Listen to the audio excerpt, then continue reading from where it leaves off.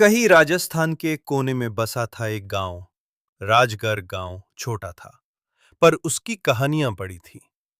उस गांव में एक पुराने महल था। उस महल के पीछे था एक दरवाजा, जंजीरों से जारा हुआ, लोहे का, भयानक।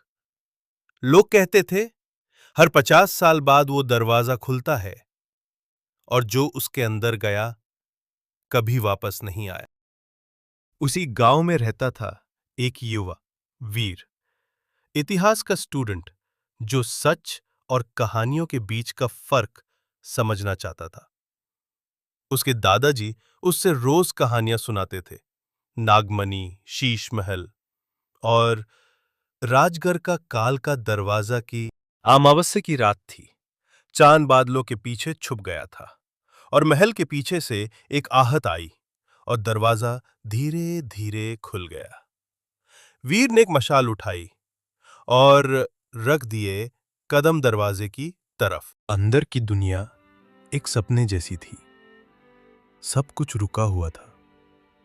एक लड़की लिखने जा रही थी। उसका पेन हवा में अटका था।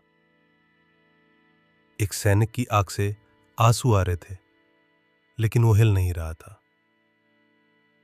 सब कुछ समय के जादू में कैद था। वक्त यहां रुक गया था। तभी एक रोशनी का तूफान आया और उस रोशनी से निकला एक रूप, काल देवता, आधा मानव, आधा घड़ी।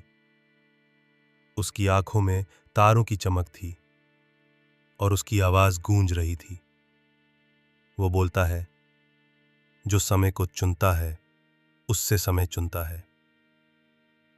उसके सामने 3 दरवाजे दिखने लग गए।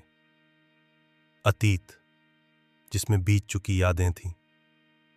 वर्तमान, जिसमें अब का सच था। और भविष्य, जहां कल लिखा जा रहा था। वीर ने देखा, सोचा और वर्तमान को चुना।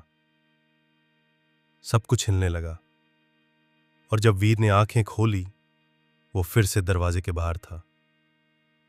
लेकिन सब कुछ वैसा ही था। लेकिन पीछे से एक और कदम की आहट आई।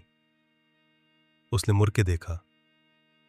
एक और वीर दरवाजे के अंदर जा रहा था। क्या ये वही था या उसका दूसरा रूप? वक्त ने उससे फिर से वही मोड़ पे खड़ा किया था। वही दरवाजा, वही रात, वही कदम। कुछ दरवाजे सिर्फ खुलते नहीं, वो तुम्हें समय के चक्रव्यूह में ले जाते हैं, जहां से लौटना सिर्फ एक भ्रम होता है। और तब तक वक्त तुम्हारा कब का जा चुका होता है। काल का दरवाजा, समय का कैद खाना। ये अंत नहीं, ये तो एक और शुरुआत है।